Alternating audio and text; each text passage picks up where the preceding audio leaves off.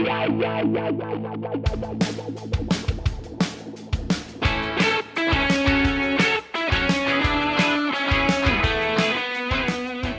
eu sou a Jazz, você tá ouvindo mais um JujubaCast e dessa vez com o primeiro Jujuba Terapia do ano. A gente tá aqui com a nossa terapeuta de plantão, Tainara Barreto. Olá! Estamos de volta. Mariana Soter. Olá! Estou aqui de novo, mais uma vez. E de volta, depois de muito, muito tempo, Júlia Chagas. Eu voltei. Oi, gente. Eu acho que a gente devia considerar que dentro do Jujuba Terapia, você é a pessoa que fala de carreira. Porque você tem... Coach? É tipo um coach, exato. Você é a nossa coach. Pode ser. Mas é porque a Ju é uma pessoa que, tipo, com uma carreira muito sólida, assim, corporativamente, né? E ela sabe dessas coisas. Mentora, né? Mentora, não, total. E Mentor também... é um ótimo nome, melhor que Não, coach. eu aceito. Mentoria de né, carreira. então.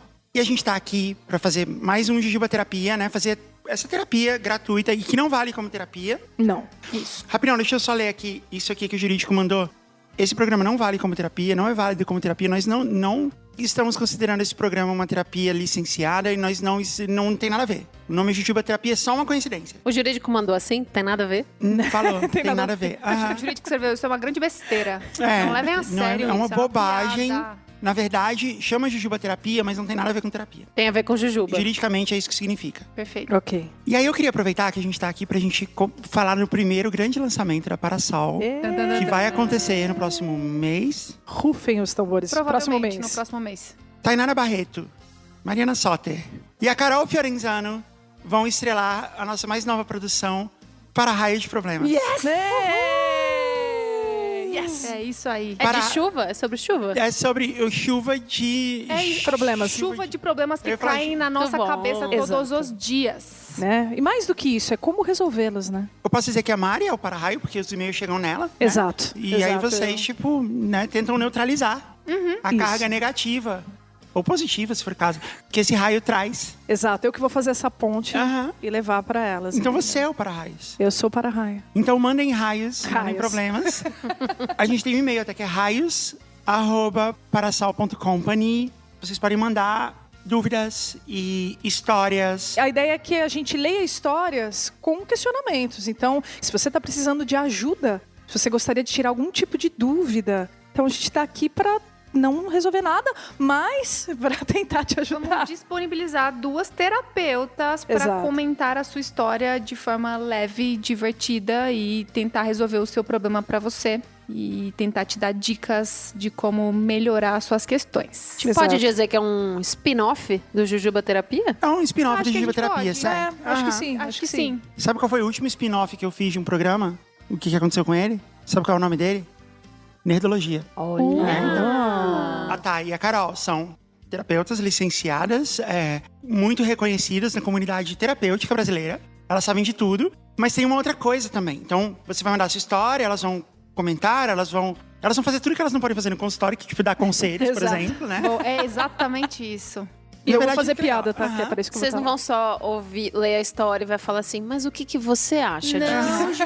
Não, porque a Você pessoa não vai estar ser- aqui. Exato. pra A dizer isso. ideia do começo, quando tudo isso surgiu, é assim, romantizar a terapia. A gente vai falar, não, isso aqui acho que você tem que... Desromantizar, né? Desromantizar. Exatamente. A gente vai olhar e falar, termina. Né? Sai desse emprego que você ia, é uma bosta. Então, ser vai ter basicamente isso. E vai ter um lance meio Mr. M, assim, também, né? A gente vai explicar o que acontece por trás da mágica, que é a terapia.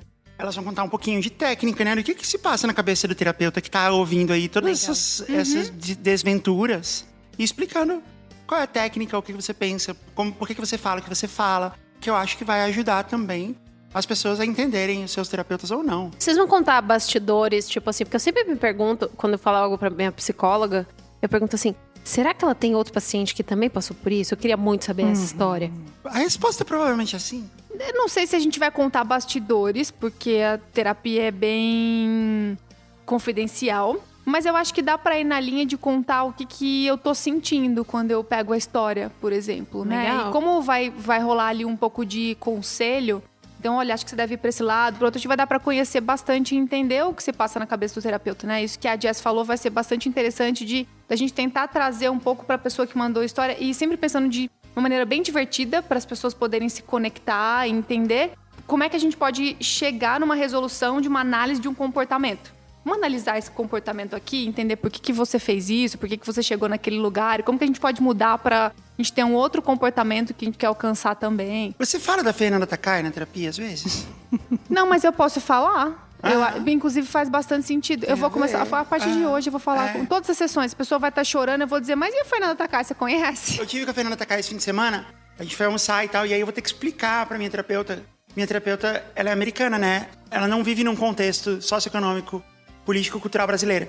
E aí eu vou ter que explicar pra ela quem é a Fernanda Takai. E, vou mudar a vida dela a partir desse momento, obviamente. Mas é isso, eu só queria falar o nome da Fernanda Takai. E a gente já falou de paçoca logo no comecinho. Exato. A gente vai falar de terapia o programa inteiro, então as regras estão cumpridas. Perfeito. Eu queria também falar aqui, a gente finalmente está entregando uma das recompensas do Super Jujuba.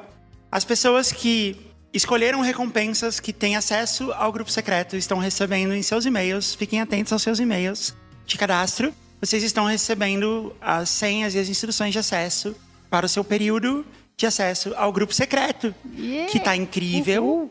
Yes. E agora, além de estar na plataforma Orelo, a gente também tá na Hotmart, em breve mais outras plataformas. E você pode assinar o grupo secreto indo em jujubacast.com/grupo, assine e você vai ouvir. Eu e o Rafael, a gente tá falando essa semana... Não sou eu, Rafael, sou eu e a Mari. Sim. Eu e a Mari, a gente tá falando essa semana Sobre Fat Family. Sobre a Fat Family. Exato. Né? Oh, Como baby, dance, a gente dance, fez dance. toda uma tese que passou por vários... Nossa, Por por vários muitas coisas. estudos. Nossa. Onde a gente tá falando que a Fat Family ela devia ser mais valorizada no Brasil.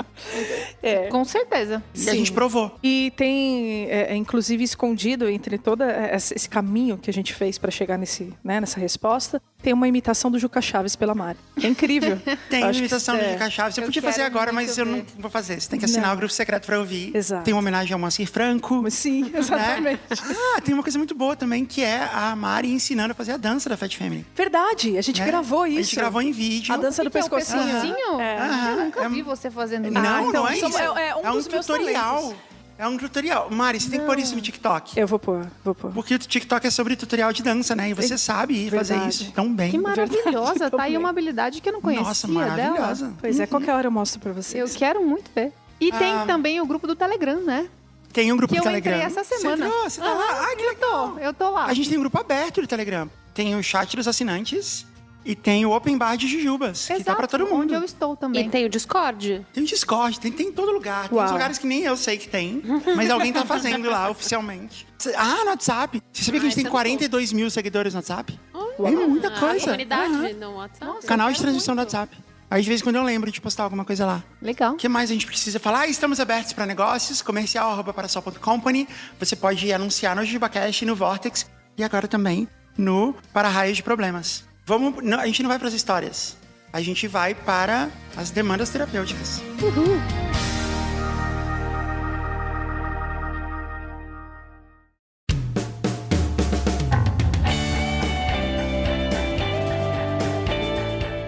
Esse é o Jujuba Terapia. O Jujuba Terapia não é o Para-Raios de Problema, é diferente. É bem diferente, Depois vocês vão sim. ouvir lá, que vai ser diferente. Mas é um spin-off, a gente começou aqui. Mas a gente vai fazer Jujuba Terapia do jeito que a gente fez, que é...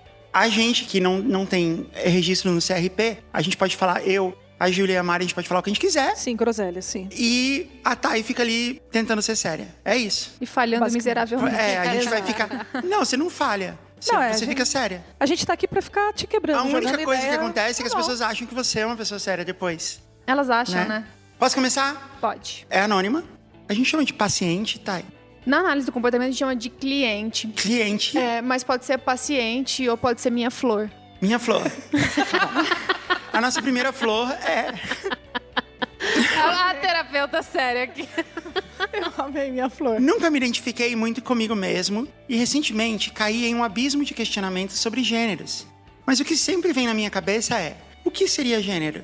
É uma caixinha colocada pelo sistema para dizer no que devo me enquadrar? E com tudo isso, eu não sei se sou NB ou se sou somente uma pessoa que não quer usar maquiagem e várias outras coisas, e isso não me faz menos mulher.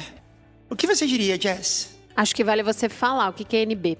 NB é não binária, então essa flor está na dúvida se ela deve se identificar como mulher ou como uma pessoa. NB é uma pessoa não binária.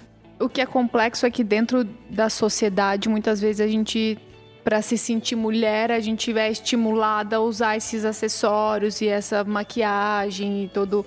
Talvez o que ela ou ele ou elo tá tentando trazer é que eu não tenho esse desejo, e aí talvez por isso não me encaixe como mulher, e aí o que eu faço, né? Assim, será que eu sou então uma pessoa trans ou uma pessoa não binária? Ou, enfim, é bastante complexo. A gente costuma chamar algumas dessas coisas de... Em inglês a gente fala signifiers. Como a gente traduziria isso? Signos. Trem. Trem, A gente pode falar, em Minas é trem. Tem uns trem que a gente usa que a gente usa pra demonstrar isso. Por exemplo, você pode ter uma camiseta, e uma camiseta, teoricamente, ela não tem gênero a princípio.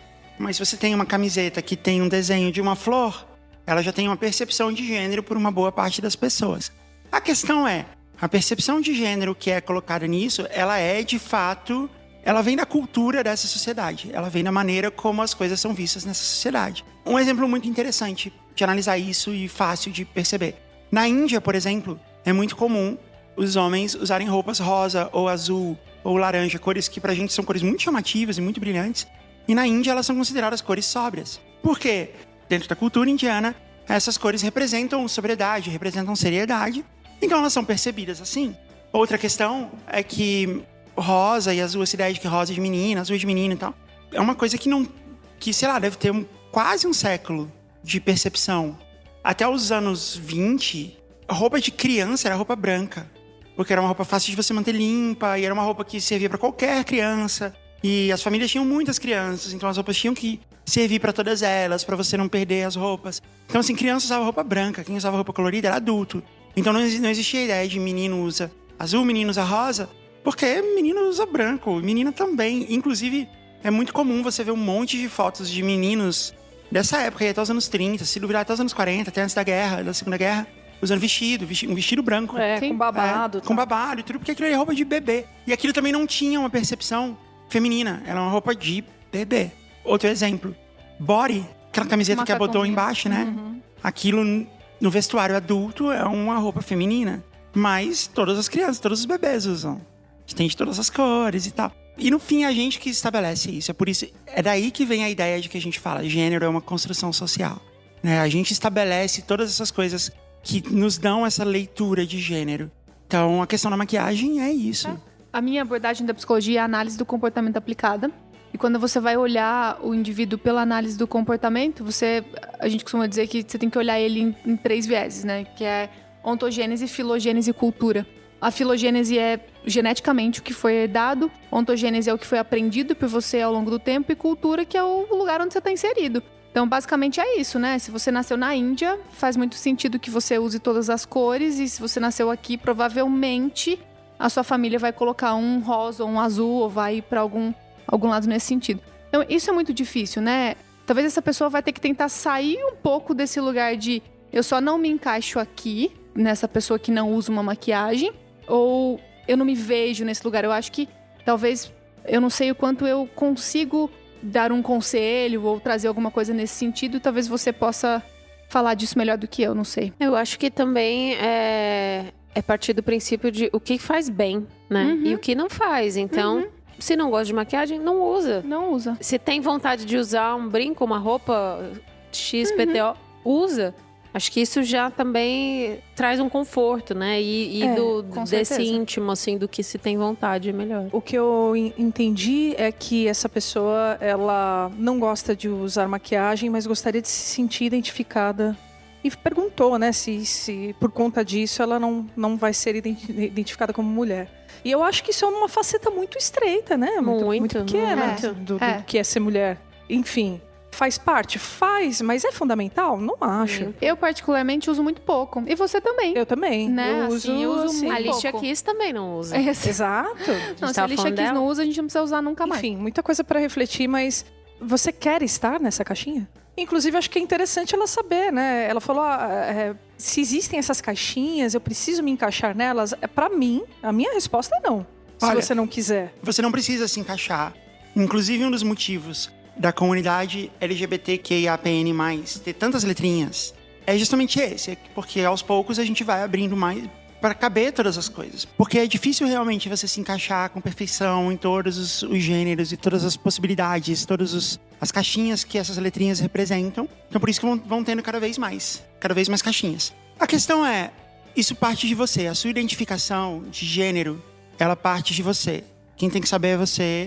E quem tem que definir isso é você. Ou se ela não quiser você não definir pode numa não definir. caixinha, entendeu? É uma coisa que parte de você, exato, né? Tem muita gente que entende isso como gênero uma coisa fluida. E você pode estar em diferentes graduações dessa fluidez. Todas essas coisas acontecem. Mas a questão é, isso tem que partir de você. A sua identificação, ela tá dentro de você, e tá dentro de você se reconhecer e pensar. E às vezes é um processo mesmo. Pra cada pessoa é diferente. Às vezes não é processo nenhum, às vezes a pessoa só aceitou aquilo que a sociedade estabeleceu pra ela e tá ok, e realmente funcionou, e encaixou, e ela tá ótima com isso, e isso na verdade é a maioria das pessoas. Mas se não é o seu caso, tudo bem também. Agora, a percepção, muitas vezes, quando você quer ter uma percepção do outro, você usar esses significadores de vestuário, de maquiagem, de acessórios, de cabelo, de gestual, de jeito de falar, de jeito de andar. Várias coisas que a gente pode colocar. Isso realmente, porque você vive numa sociedade, e a partir do momento que você quer comunicar isso para a sociedade e receber um feedback que essa comunicação foi bem sucedida, essas coisas ajudam, o que não significa que você tem que fazer. Também é uma escolha O que sua. não significa que seja uma questão de gênero também. Também não significa que seja uma questão Então, de gênero. Eu fiquei um pouco na dúvida, na verdade, desse meio, assim. Se era de fato uma questão de gênero ou se era alguma outra coisa. Pode ser uma questão... pode ser uma questão de pura expressão Exatamente, cultural, expressão... exatamente. Porque o vestuário, além dele expressar gênero, ele expressa muitas outras coisas. Quando você usa um sapato de salto alto, que vai fazer você ter um pouco mais de dificuldade de andar mais devagar, mas ao mesmo tempo também vai te colocar numa postura incrível e poderosa, e vai fazer você ficar possivelmente mais alta do que muitas pessoas. Tudo isso tem uma comunicação, tudo isso envolve uma percepção, e essa comunicação, ela é uma construção cultural. Ela faz parte da percepção de todo mundo à sua volta. É isso, assim, é meio complicado de dizer, depende de você, mas a percepção depende do outro também.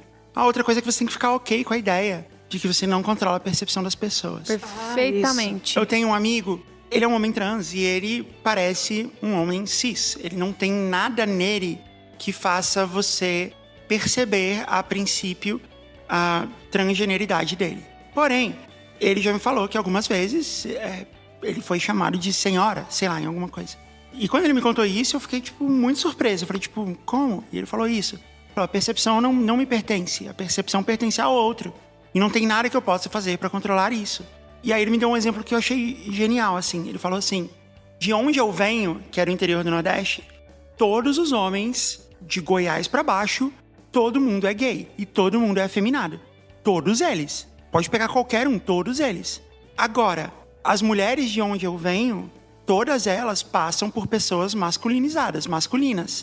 Passam por mulheres muito masculinas. Só que lá, onde eu moro, na minha sociedade, né, na cultura do lugar onde eu moro, não, nenhuma dessas coisas acontece. As mulheres são percebidas como mulheres. A feição delas, a expressão facial delas, o jeito que elas se vestem, o jeito que elas andam, que no Sudeste, no Sul do país e parte do Centro-Oeste é percebido como algo masculino, lá é percebido como algo normal da vida. Né? Não tem questão masculina e feminina. Então, é isso. Cada lugar é diferente e você não tem como controlar isso. E esse é um dos motivos pelo qual a gente tenta se encaixar e se colocar em caixas. Justamente para evitar que as pessoas percebam ou que elas olhem pra gente de maneira diferente, né? Por isso que o ser humano, ele adora viver em comunidade. Ou os adolescentes, a gente chama muito de adolescente gregário, porque ele quer se agregar. Então, se ele tá numa escola em que as pessoas todas gostam de rock, ele começa a gostar de rock também. Se vira emo, ele começa a virar emo também. Porque você começa a querer... Não é só uma fase. Não é. Eu mesmo tô com a minha franja. Não, a gente quer fazer parte de alguma coisa pra não ter esse olhar de julgamento, né? Quando a gente vai tendo uma certa idade, todas as nossas amigas vão tendo filho, a gente fica baby fever, né? Que eles chamam. Tipo, eu também queria ter, eu também... Pela mesma coisa, pra ter assunto, pra poder fazer parte. E a maquiagem é uma delas. É só um símbolo de alguma coisa que você tá tentando se encaixar, mas eu acho que tem alguns caminhos. O primeiro é entender que a percepção do outro é do outro, não é sua, e não ficar se esforçando para se encaixar. E tem um outro caminho que é se encaixar, então, com pessoas que fazem sentido para você. Quando eu me casei com a Mari, por exemplo, eu entendi que ela também não passava maquiagem, pra gente é um alívio. Vamos sair? Vamos. A gente toma banho, troca de roupa e sai. E tudo bem. E a gente não vai usar e é isso. Me fizeram uma pergunta no Instagram outro dia, falando, o que você acha dos músicos que não fazem música comercial e é muito difícil de sobreviver, não sei o que. Eu falei, olha, hoje em dia você tem ferramentas aí pra você atingir qualquer pessoa. Existe nicho de tudo que você pode imaginar. E se você não tá achando é porque sua comunicação não tá errada, aí você tá procurando um lugar errado. Porque hoje em dia a gente consegue se comunicar com todo mundo, com redes sociais e tal. Então acho que é isso que você falou, né? Encontrar pessoas que sentem parecido, Qual né? o ambiente que você está inserido.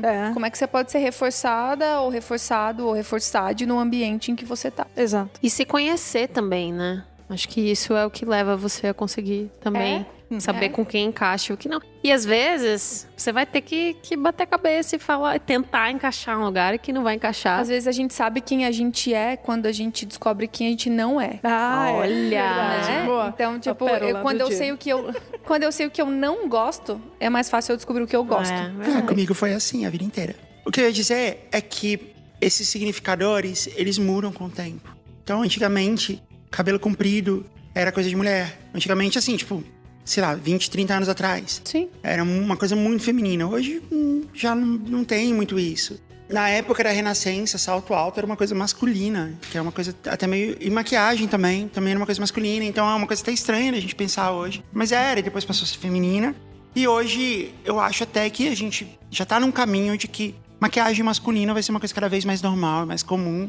E talvez um dia deixe de ser de novo. Tudo é transitório, exceto o emo. O emo não é uma fase, ele veio pra ficar. Eu abri uma caixinha de perguntas, então a gente vai ter algumas perguntas um pouco mais curtas. Mais uma dúvida dos nossos ouvintes. Dicas para quem vai morar juntos com o namorado pela primeira vez. Eu nunca morei junto com um namorado. Quem aqui já fez isso? Eu. Você também, Thay. Ué, Mariana era minha namorada. Você, namorada. Entendeu? Não. É totalmente diferente. Namorado não sou obrigada a nada. Então, exato. Uma dica pra quem vai morar com um namorado, Ju. Eu acho que serve pra qualquer relacionamento. Não só romântico, né? Até mesmo quem vai dividir um apartamento com outra pessoa, com um roommate. A pessoa vai ter manias, hábitos diferentes dos seus. Então, é saber ceder e tolerar também. Senão, tudo vira briga. É verdade. Muito bom. Por exemplo, você tem que ceder que tipo, a pessoa vai ocupar a pia dela inteira com os produtos de skincare dela. Exato. Você tem que aceitar isso. É Exatamente. temporário, Júlia. Você precisa só ficar ok com isso. Não é tão ruim. Eu passei, sei lá, uma semana na sua casa. Uma semana na casa da Júlia. No segundo dia, ela chegou pra mim com um cestinho e falou assim, amiga, eu fiz uma gaveta só pra você no banheiro. Junte as suas coisas. Não, e eu acho que são boas dicas. Porque a Ju é uma ótima roommate. E uma ótima anfitriã também. Ela é muito sincera. A Ju é sincerona, essa é uma das maiores qualidades dela. Mas ela é muito fofa, ela é muito cuidadosa. Então ela vem e fala um lance sincero, mas ela já vem trazendo a solução. sincera, E Ju já- polite. Sincera não, e acolhedora até, ó.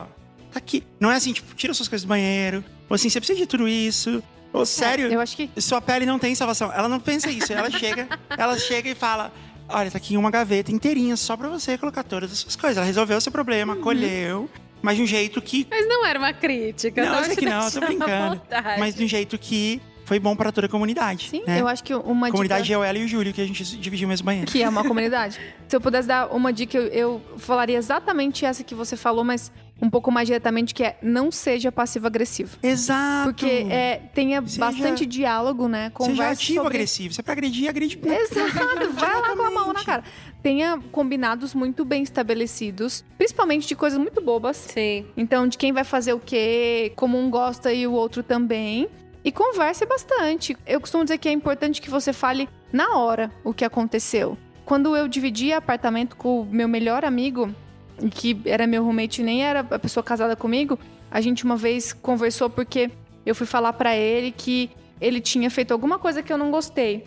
E aí eu fui com muito carinho dizer pra ele, era alguma coisa assim, a louça tá ali tem 2 dias e tal. E aí ele virou pra mim, ele falou assim, e você deixa o cabelo no ralo. E aí eu falei... Reativo. E aí eu falei pra ele, tudo bem, eu valido o cabelo no ralo, eu entendo, eu vou prestar bastante atenção. Mas a partir do momento que você usa isso numa resposta pra uma crítica que eu tô te trazendo, ela já não vale nada pra mim. Você deveria ter dito na hora que aconteceu, porque agora eu já entendi como uma briga E eu já entendi como você sendo reativo pra uma coisa que você não gostou. E você deveria ter chegado pra mim na hora e falado: amiga, tem um cabelinho enrolado ali no box. Será que Só é pode seu? ser seu. Será? Só mora nós dois aqui. Então, a partir de hoje, a gente combina que tudo que acontecer vai ser dito na hora. E assim, funcionou bastante. Nós vivemos juntos por 2 anos e tanto. Foi muito gostoso. E com a Mari também, né? A gente tem combinados muito claros, tarefas divididas e as coisas funcionam muito bem dessa forma. Então é isso, eu acho que é conversar e não deixar as coisas tomarem uma proporção que elas não precisam tomar. Isso em tudo na vida, qualquer relacionamento. Não deixa a coisa ficar uma coisa gigante. Se não, vira uma briga assim, né? E você que não lava a louça? Ah, mas e seu cabelo? E você que faz xixi fora da privada? Exato. Ah, e você que passou cocô na parede? Exatamente. Sei lá. Não, cocô na parede é um direito meu.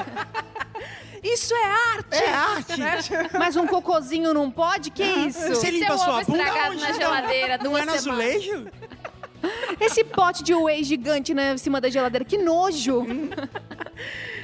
Então vira uma coisa assim. E falando sobre relação romântica, assim, de morar junto, eu tenho uma questão que eu precisei me policiar em todas as vezes que eu morei junto com alguém. Que é, que bonitinho, deixa que eu faço isso aqui pra essa pessoa. Eu estou acostumada a dobrar a roupa dessa pessoa e tal, e aí você faz isso uma vez, aí você faz isso 2 vezes, você faz... E a pessoa, às vezes, ela nem vê. E aí um dia você não faz, e aí a pessoa acha, mas você não dobrou minha roupa? Você fala, ué, mas desde quando isso é minha obrigação, entendeu? Então, tem isso também. Sabe? Às vezes você acaba fazendo coisas que não são ditas, não estão no acordo e tal. Então, mas ao mesmo tempo, acho que quando daí vira uma obrigação é ruim. Exato. Mas a gente tava falando disso esses dias, assim, de... A Júlia falou, a gente apontando para o Júlio. Isso. Então eles, como um casal, estavam falando disso. Que tem os trabalhos invisíveis. Trabalhos invisíveis, sim. E a gente brinca, por exemplo, a cafeteira, pra mim, tá sempre com água. Eu nunca coloco água, muito raro, Na assim. nossa casa é a forma de gelo. A Tainara sempre encontra com gelo. É incrível. Eu odeio. Porque ele sempre coloca. E aí, a gente começou a perceber que a gente tem vários trabalhos invisíveis, assim. Então, assim, pro Ju, a toalha tá sempre limpa. Ele nunca troca, porque sou eu que troco. Então, e também não é fazer isso pensando, tô fazendo porque vai reconhecer. Total. É tipo, São de dinâmicas coração. pré-estabelecidas. Isso, mas eu acho que É porque precisa ser feito, né? precisa ser feito, mas eu acho que é interessante que as 2 pessoas estejam conscientes que existem esses trabalhos invisíveis. Sim, Então, que nem vocês terem conversado sobre isso, é muito legal. Mas às vezes, num começo de relacionamento, é uma coisa que parece boba, mas que precisa de uma maturidade aí pra enxergar, né? Pra até você afinar com a pessoa esses lances de morar junto, né? Quem faz Porque o quê? tem um ponto de expectativa também, né? De um exemplo besta, mas assim, eu espero que essa pessoa faça um café da manhã pra me agradar, por exemplo, né? Tipo, e eu escuto muito em consultório que eu esperei que fulano fizesse isso e não fez. E aí o que eu costumo dizer é assim, em algum momento você já disse que isso era um desejo seu? Nossa, eu queria tanto um cafezinho da manhã na cama em algum momento. Não, eu nunca disse. A pessoa não vai adivinhar. Bola de cristal, Não né? adianta, né? E isso só é a mãe da frustração. Tem uma coisa que a Thay falou que eu acho que é legal a gente explicar, porque as pessoas não sabem o que é ser passivo-agressivo. Ser passivo-agressivo é quando você fala alguma coisa que, teoricamente, não pode ser usada como prova de agressividade, mas é. A história do cabelo no ralo. A gente tá numa festa, eu moro com a Thay deixa o cabelo no ralo, e aí eu falo assim, tipo, é igual ter cabelo no ralo, né, Tainara? Aí, o que vai acontecer?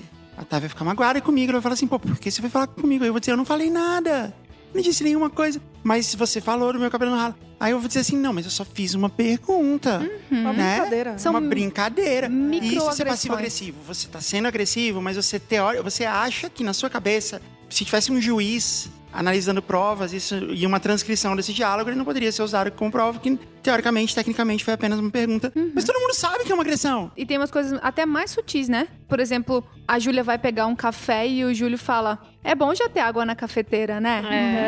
Então é Vira tão sutil, cobrança. né? Bom, né? Nossa, é bom você conseguir fazer um cafezinho, porque sempre tem água na cafeteira, né?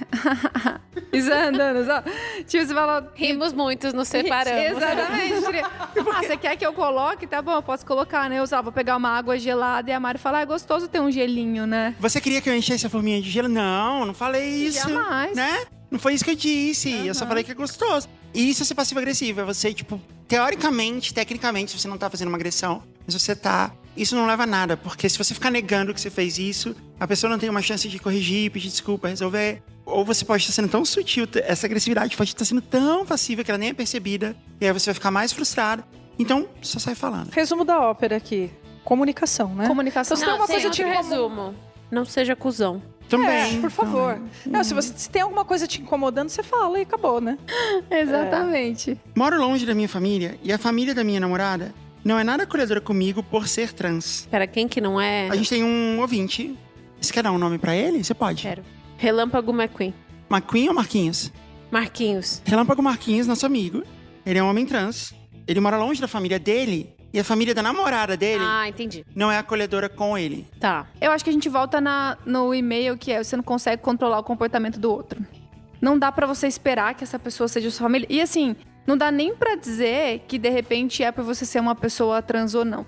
Talvez seja, ou talvez não. Eu ia falar isso. Isso também não mas, acontece só com pessoas Não, trans. muitas pessoas não são acolhidas pela família dos seus parceiros como gostaria. E, na verdade, pode ser, inclusive, uma questão de a própria família não é acolhedora entre eles. E uma questão cultural, e não quer dizer que dê pra esperar isso, né? Eu costumo dizer que amor a gente pode tentar encontrar em vários lugares. Não dá pra ficar buscando onde você sabe que não tem. Por mais difícil que isso seja, né? Então, se a sua família não tá perto, é uma coisa que eu converso bastante com a Mari, que é... Eu tô aqui em São Paulo desde os 17 anos, eu tenho 34. Ao longo dos anos, a gente fez dos nossos amigos a nossa família. E o amor que a gente tem hoje, embora minha família seja muito presente, a da Mari também, eu me dei muito bem com a família dela e vice-versa, mas os nossos amigos, eles são a nossa família. Então, talvez é procurar afeto em outro canto. E não ficar batendo nesse lugar onde não tá vindo, né? Não tem por que ficar tentando, né? O papel da família também é uma construção cultural, assim, no sentido de...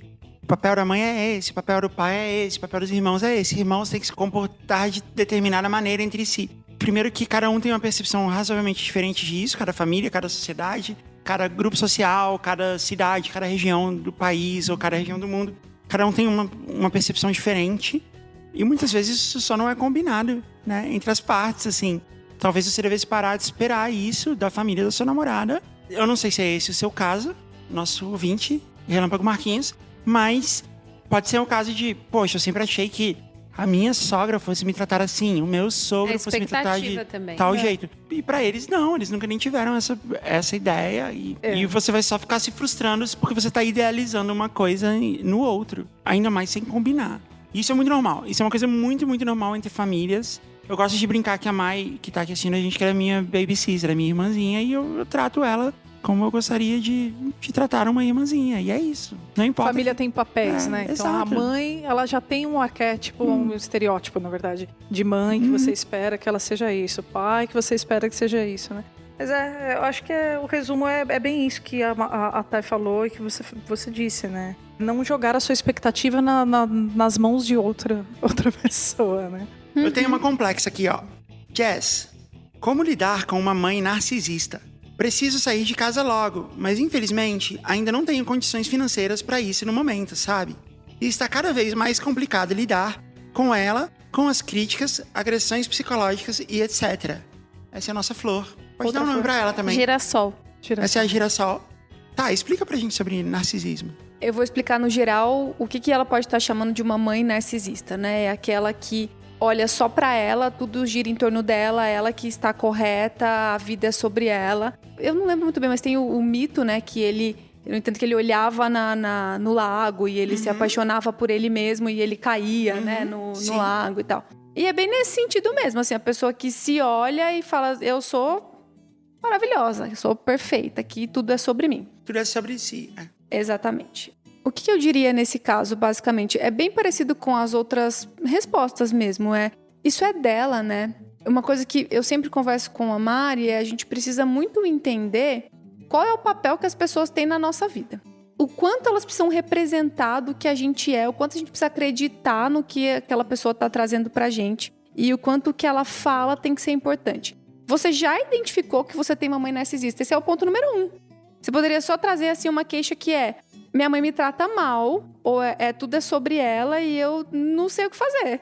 Não, você já identificou que existe talvez até uma patologia nisso ou um egoísmo muito grande da sua mãe. Rapidão, esse podia ser o título do programa, hein, Mai? Jujuba Terapia. Tudo podia ser pior. Amei. Poderia Porque ser é a pior. verdade. Porque é verdade, não. Que você falou assim, ó, já tem o negócio número 1, que você já identificou. Podia ser pior, você podia não ter nem espaço. Então, Poderia. acho que isso é, de alguma maneira, É. um tema desse episódio. O fato é que a gente convive com muitas pessoas narcisistas. Muitas. No nosso trabalho, os nossos amigos ou no nosso ciclo de relacionamentos. O que acontece quando a gente fala de uma mãe é que a gente espera da mãe que ela seja mãe, né?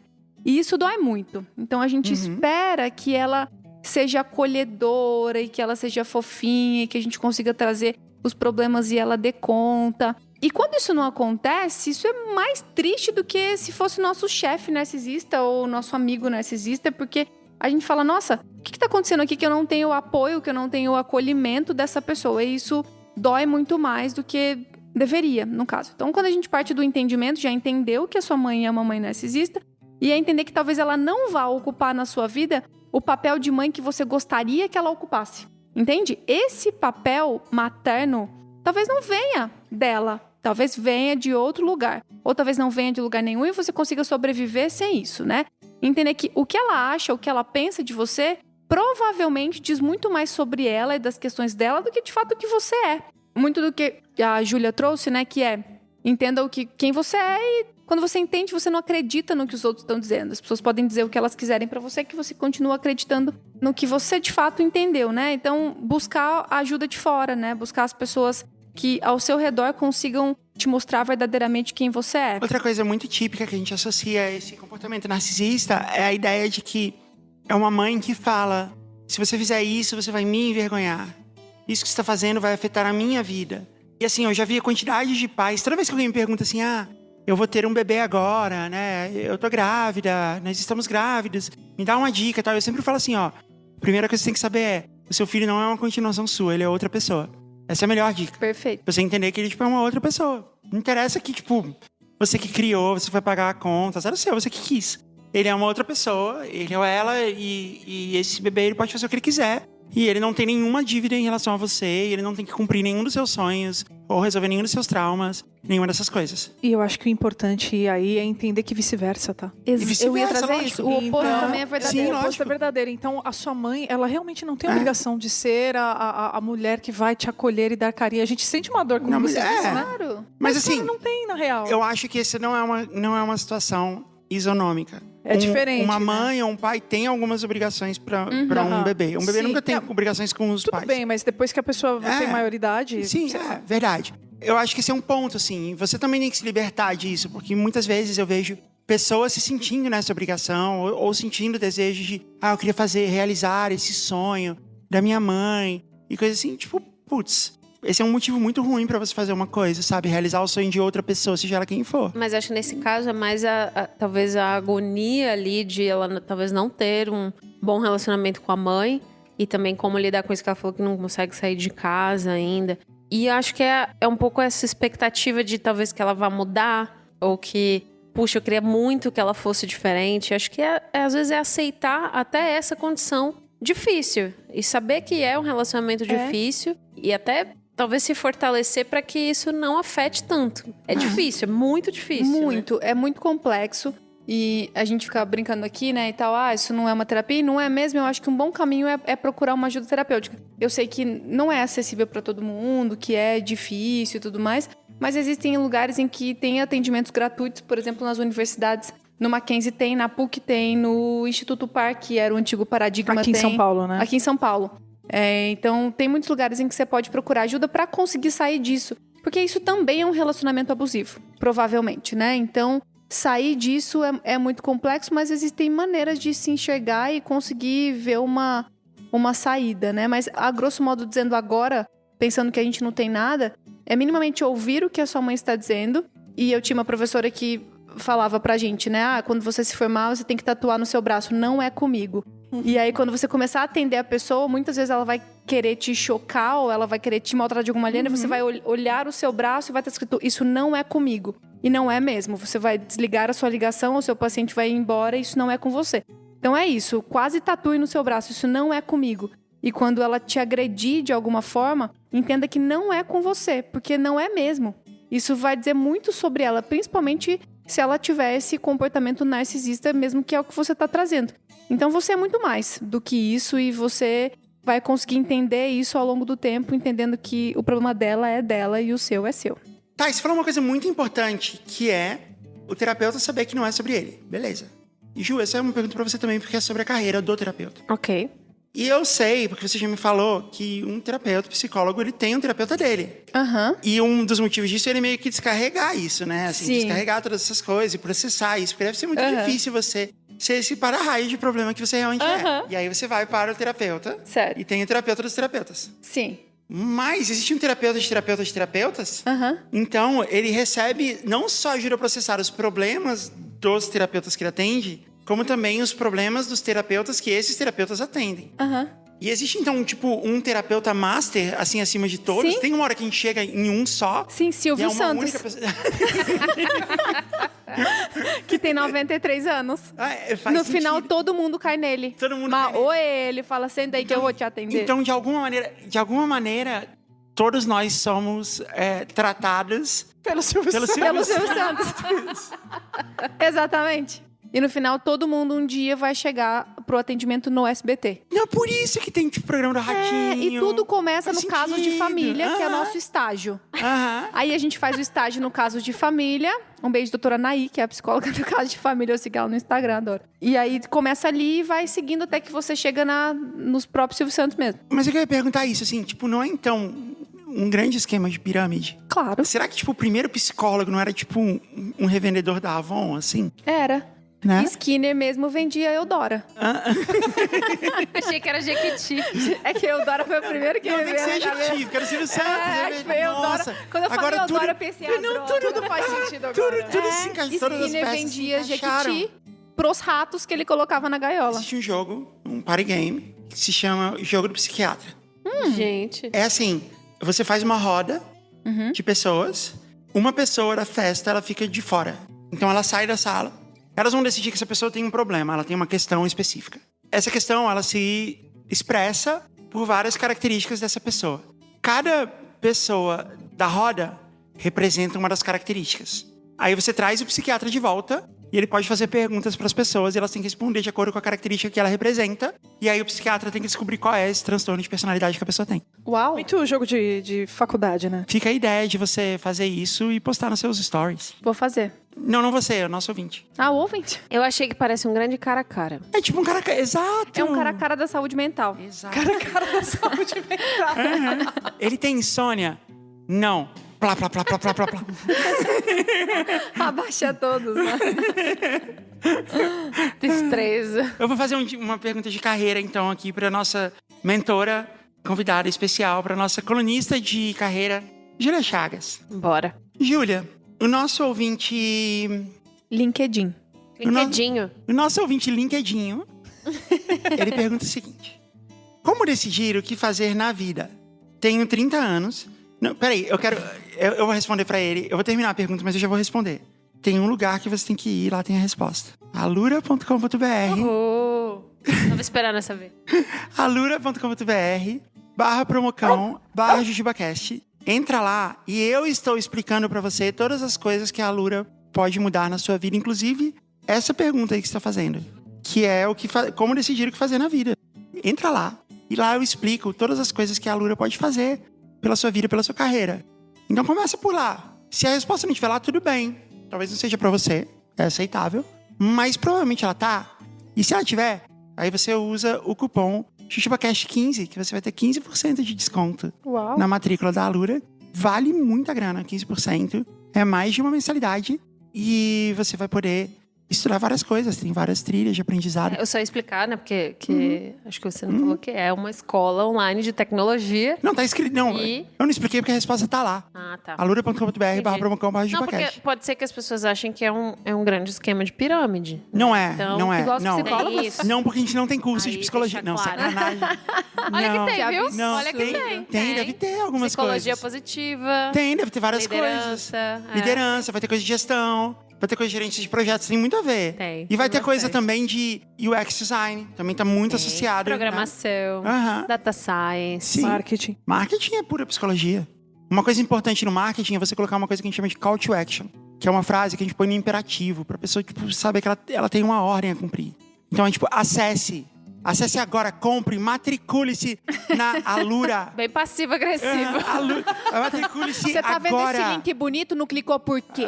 Você não vai entrar no... Você vai entrar... Não, você dá... Tem que ser, tem que você mandar. Tem que mandar. Tem que ser, No imperativo, verbo no imperativo. Conheça, acesse, Seria clique. muito triste se você perdesse esse link, né? Aham, Bem passivo-agressivo, assim, né? É o call to action passivo-agressivo. Bem passivo-agressivo. Deixa eu fazer um curso desse, né? É. Acessa isso, se você acha que deve. Ah, você não quer clicar e vai perder toda a sua carreira?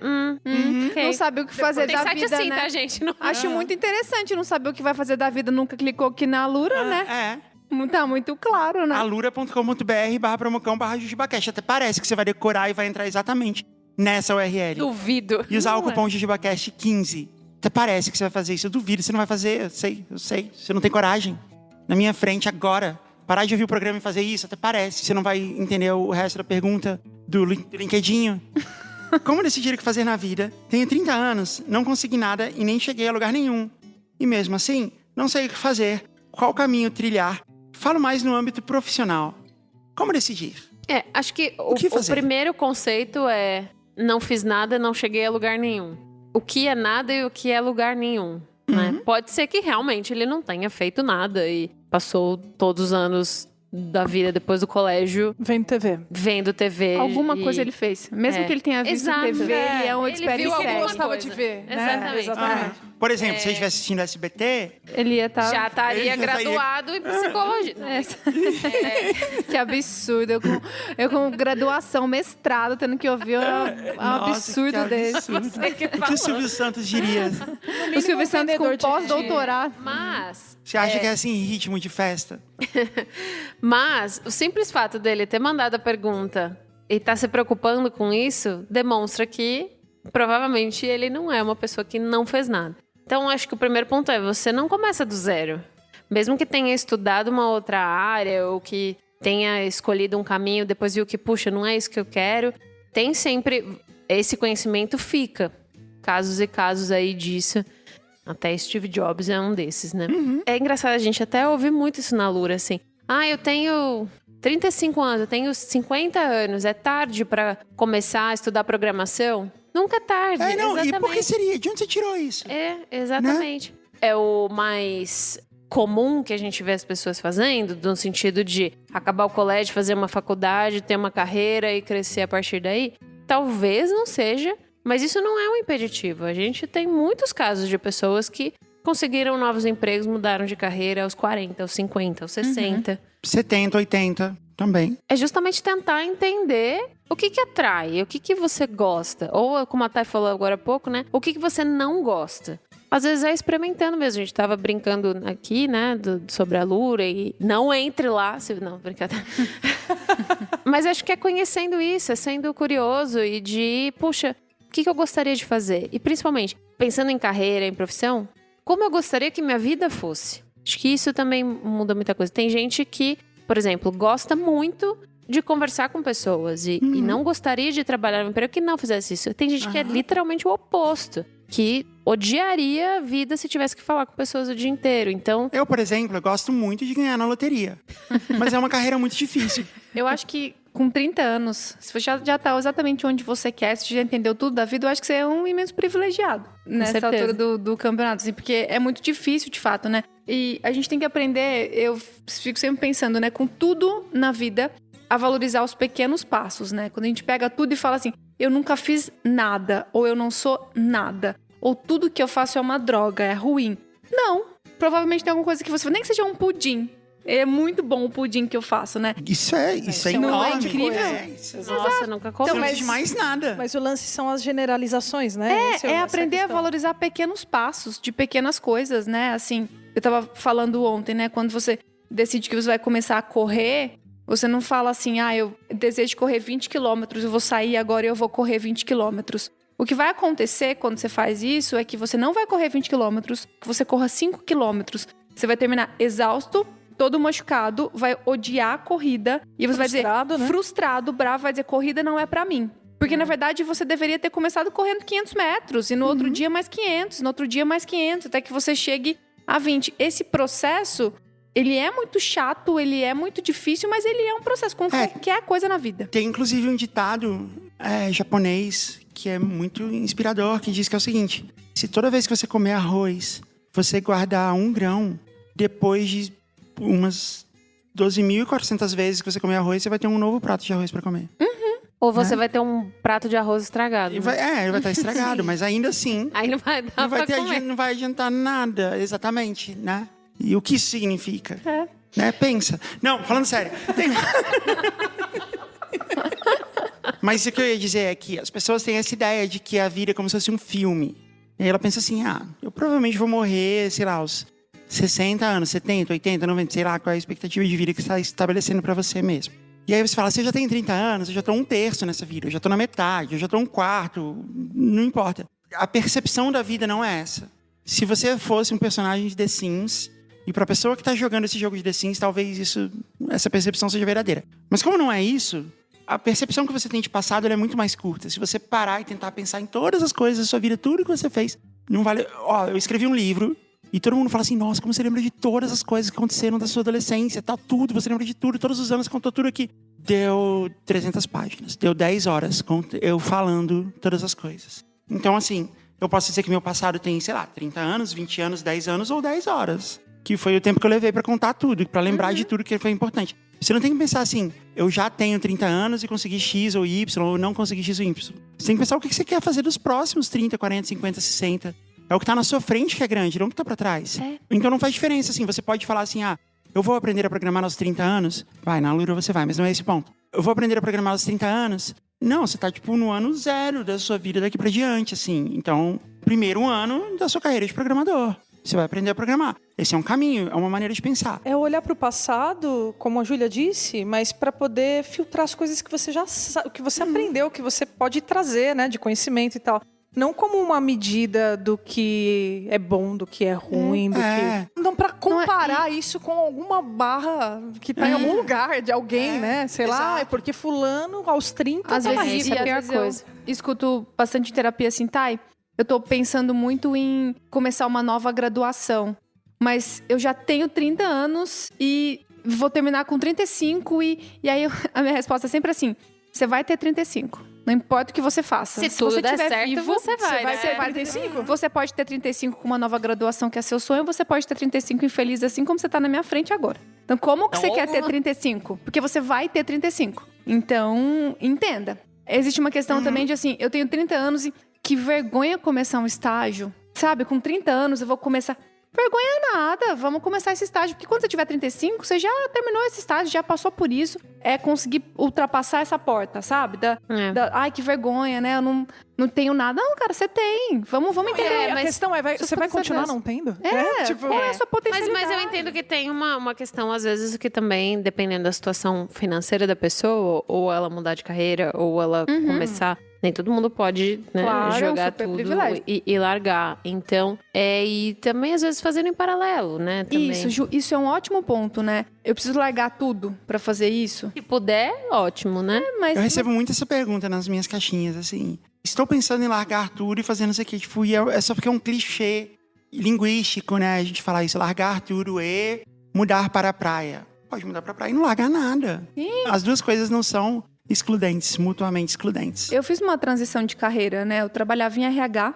Assim que eu me formei, eu fiquei lá um tempo e eu tinha muito sonho de trabalhar em clínica, de ver isso e tal. E eu passei uma grande parte, assim. Fiz uma especialização enquanto trabalhava no RH. Claro, é um imenso privilégio poder trabalhar e à noite fazer a especialização e tal, e conseguir atender e tudo mais. Mas foi uma mudança em paralelo até que eu me sentisse preparada e tivesse recursos financeiros para sair da empresa de fato e conseguir trabalhar com a clínica, que é a que eu gosto e tal. Então dá para tentar fazendo duas coisas ao mesmo tempo, se fizer sentido, né? O lance do LinkedIn aqui é, na verdade, encontrar algo que ele queira buscar.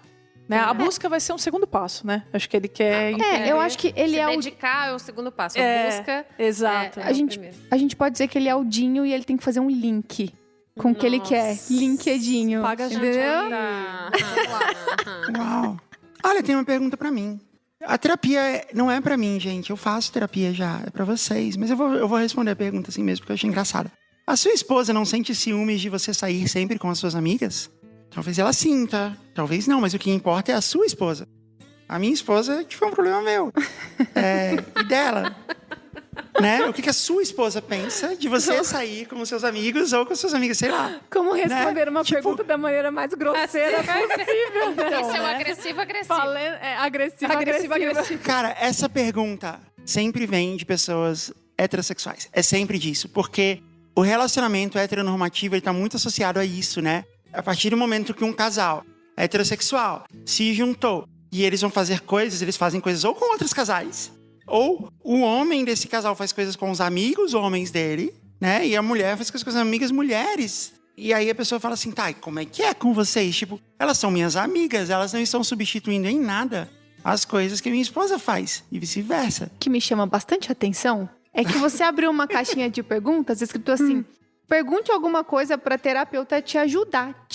E a pessoa gastou a caixinha dela pra fazer uma pergunta sobre a sua vida. Mas a Que gente aprendeu, curioso, mas é né? verdade. É que, como sempre, Não a gente aprendeu muito mais sobre ele que fez a pergunta. Exatamente. Exato. Tem aquele ditado muito bom que tem é: uma insegurança rolando aqui. quando o Pedro fala de João, eu sei mais de Pedro do que de João. Eu não me ofendo com a pergunta, eu achei divertido. Mas é uma pergunta que eu recebo bastante, assim. E dá pra perceber que é disso.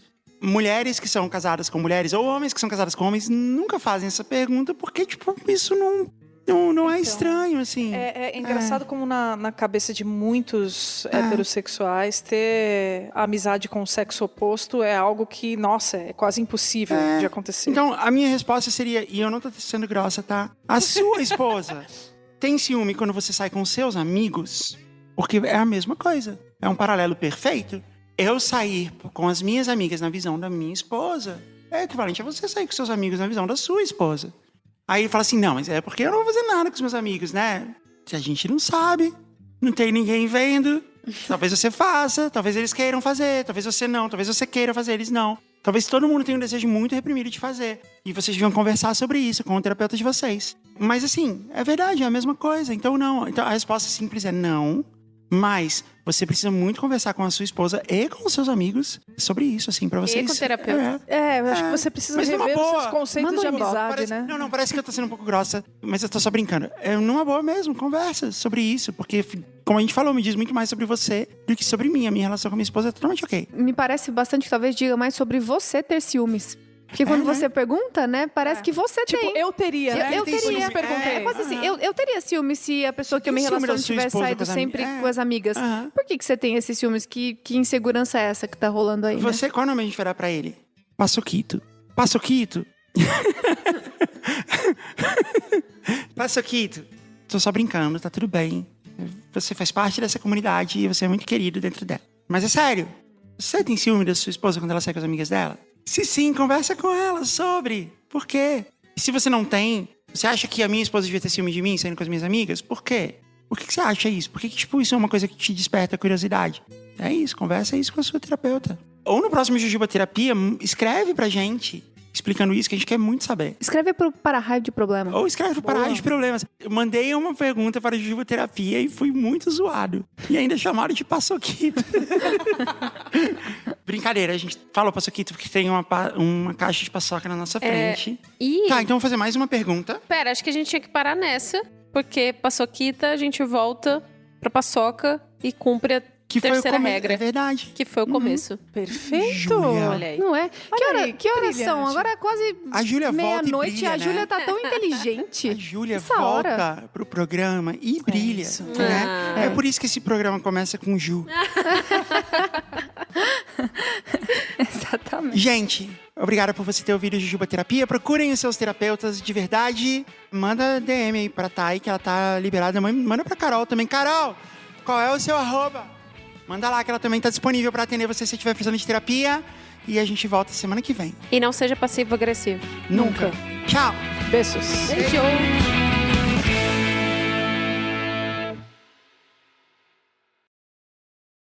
Parasol.